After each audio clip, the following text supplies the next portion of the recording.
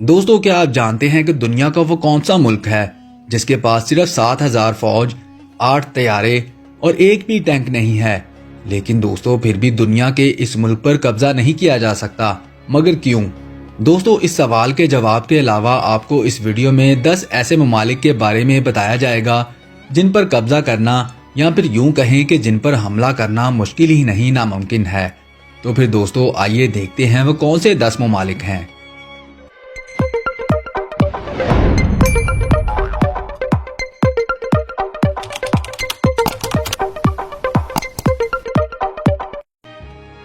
Number 10, Bhutan. दोस्तों, मशरकी Asia के इस मुल्क के पास दरअसल अपने दिफा के लिए कुछ भी नहीं है।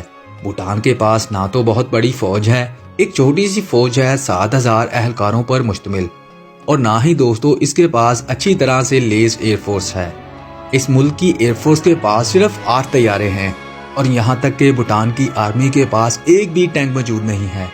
लेकिन फिर भी दोस्तों, भूटान इन 10 ममालिक में शामिल है जिन पर हमला करना तकरीबन नामुमकिन अमल लगता है। दोस्तों, ऐसा इसलिए है कि भूटान एक छोटा सा मुल्क है जो चारों तरफ से हिमालय की शानदार बुलंदोबाला चोटियों से घिरा हुआ है, और ये मुल्क खुद भी सतह समुद्र से 300 मीटर की बुलंदी पर वाक़या है। अगर कोई फौज इस मुल्क की सरहदों तक पहुंचने में कामयाब हो भी जाती है तो हाइट फोबिया बहुत से फौजियों को कमजोर कर देगी, और अगर इनमें से कुछ सिपाही इन बुलंदोबाला पहाड़ों से नीचे उतरने में कामयाब हो भी जाते हैं तो दोस्तों वो इतने थक चुके होंगे कि हमला करना तो दूर की बात, ठीक से चल भी नहीं पाएंगे, और उनके पास वसाइल की इस कदर कमी हो जाएगी कि हमला करना बेमायनी ही होगा। Number 9, Iran. दोस्तों, ईरान मशरिक़ वुस्ता के ताकतवर तरीन ममालिक में से एक है। शुमाली कोरिया के बाद सबसे ज्यादा दुश्मन ममालिक रखने वाला मुल्क भी ईरान है। ज़माना कदीम से ही मशरिक़ वुस्ता का ये पूरा खित्ता करीबी और दूर दराज के ममालिक के साथ जंगों का मरकज रहा है, और ईरान इन सब में नुमायां तौर पर मुलव्विस रहा है। लेकिन फिर भी ईरान हमलावरों को दूर रखने में कामयाब रहा है। दोस्तों, इसकी बड़ी वजह ईरान का जोग्राफियाई महल वक़ूफ़ है, जो इतना खौफनाक है कि ईरान को बदनाम ज़माना ताकतवर तरीन हमलावरों को भी दूर रखने के लिए फ़ौज की भी ज़रूरत नहीं है। दोस्तों, ईरान चारों तरफ से बुलंदोबाला पहाड़ी चोटियों से घिरा हुआ है, और इन पहाड़ी चोटियों में मुअत्तद खुफिया बंकर बनाए गए हैं, जहां हफ्ते के 7 दिन 24 घंटे ईरानी जासूस इलाके की निगरानी करते हैं। इसके अलावा ईरान के पास ज़ेरे ज़मीन बहुत बड़ा मिसाइल नेटवर्क भी है जो पूरे मुल्क में फैला हुआ है। दोस्तों, ये तो अभी कुछ नहीं, इसके अलावा ईरान के पास 5 लाख फौजी एहलकार, 1,658 टैंक्स, 137 लड़ाका तैयारे और इंतहाई जदीद किस्म के एटमी हथियार भी हैं। यही वजह है कि सऊदीया और अमेरिका जैसे ईरान के बड़े दुश्मन ममालिक भी सिर्फ दूर से ही ईरान से नफरत करते हैं, कभी हमला करने की जुर्रत नहीं करते। Number 8, Australia. दोस्तों, एक बार फिर से इस मुल्क का भी जोग्राफिया इसका सबसे बड़ा दफाई हथियार है। ऑस्ट्रेलिया एक जजीरा नुमा मुल्क है जिसके इर्द गिर्द हजारों किलोमीटर तक समुद्र का पानी है, जो अपनी हैबत और खौफ आप रखता है और किसी भी हमलावर को रोकता है और उनको खौफजदा करता है। इसके अलावा दोस्तों, ऑस्ट्रेलिया का 70% हिस्सा आउटबैक पर मुश्तमिल है, यानी कि इस हिस्सा पर दूर दूर तक पानी तो क्या कोई जानदार चीज भी नजर नहीं आती। जहां तक नजर जाती है बस वीरान ही वीरान है। दोस्तों, ऑस्ट्रेलिया का करीब तरीन दुश्मन मुल्क जापान है, जो खुद 11,000 किलोमीटर के फासले पर है।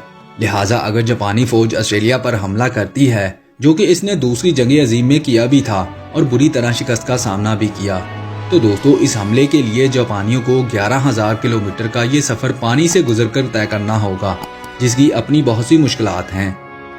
अगर जापानी फौज ये समुंदर पार करने में कामयाब हो भी जाती है तो ऑस्ट्रेलिया का ये ना खत्म होने वाला सहरा इनके स्वागत के लिए आगे खड़ा होगा।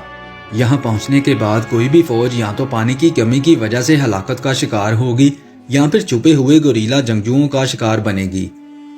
और अगर जापानी फौज इसको भी पार कर लेती है तो जब तक वो आबादी वाले इलाके में पहुंचेगी तो थकावट और कमजोरी से बेहाल हो चुकी होगी, और ऑस्ट्रेलियन फौज उनको कुछ ऐसे बाहर निकाल फेंकेगी। Number 7, Switzerland. दोस्तों, स्विट्जरलैंड 3 चीजों के लिए पूरी दुनिया में मशहूर है: स्विस चॉकलेट, स्विस वॉचेस और आलमी सियासत में इसकी गैर जानबदारी के लिए। दोस्तों, ये एक ऐसा मुल्क है जिसका कोई भी दुश्मन नहीं है। سوئٹزرلینڈ کے دنیا کے تقریباً تمام طاقتور ممالک سے اچھے تعلقات ہیں۔ شاید یہی وجہ ہے کہ UNO کے ہر شعبہ کے ہیڈ کوارٹر سوئٹزرلینڈ میں موجود ہیں، لیکن پھر بھی اس ملک نے اپنے آپ کو کسی بھی قسم کی جنگ میں ملوث نہیں کیا، حالانکہ یہ اس پلینٹ کے طاقتور ترین ممالک میں سے ایک ہے۔ عالمی سپر پاورز جیسے کہ برطانیہ، امریکہ، فرانس، جرمنی وغیرہ سوئٹزرلینڈ کے بہترین دوست ہیں، اور ان کے مالیاتی اثاثوں کا بڑا حصہ سوئس بینکوں میں پڑا ہوا ہے۔ لہٰذا کوئی بھی حملہ آور اتنے طاقتور ترین ممالک کے ساتھ مصیبت میں پڑنے کا خطرہ مول نہیں لینا چاہے گا۔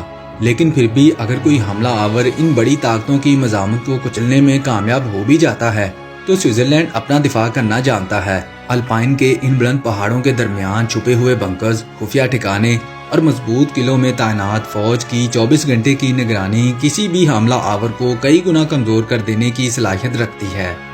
اس کے بعد بھی اگر کوئی حملہ آور سوئس سرحدوں تک پہنچنے میں کامیاب ہو جاتا ہے تو اس کو سوئس آرمی سے پہلے سوئس عوام کا سامنا کرنا ہوگا، کیونکہ یہاں کے لوگوں کو فوجی تربیت کے ساتھ ساتھ ہتھیار رکھنے کی بھی اجازت ہے۔